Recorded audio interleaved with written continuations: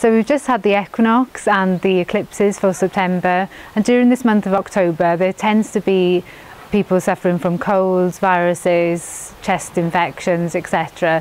What I want to say around that is if we treat these symptoms naturally through some of the natural antibiotics, through superfoods, etc., people come through that cold or virus feeling better than they've ever done before.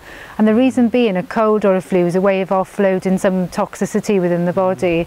So having a cold can actually be quite a good thing, which is the reverse of what we're taught. Unfortunately, if people find that they haven't got time to manage a cold, i.e. 7 to 10 days, they end up going to the doctor and taking antibiotics. I really recommend trying to ride that 7 to 10 days out and doing some of the natural things which can actually support the body, because once you come through that, that's a very different sort of approach then. You're feeling a lot better. So some of the tips I want to give today, there's the obvious one of hydration. Juicing really alkalizes the body, especially using fresh green juice.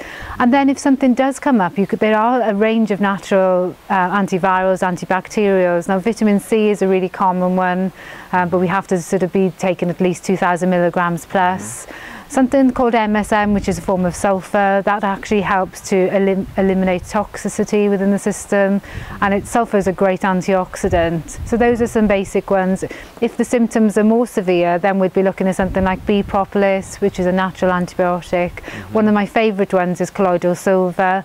It can be used for babies up to the elderly, and at various dosages, and it's totally safe and can be used for most infections, antibiotics, instead of antibiotics, antivirals, etc.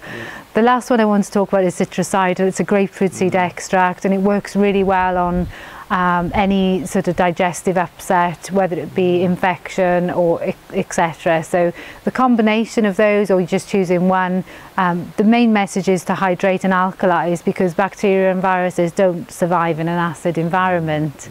So if you can get that right, then basically we can ward off most things. Okay.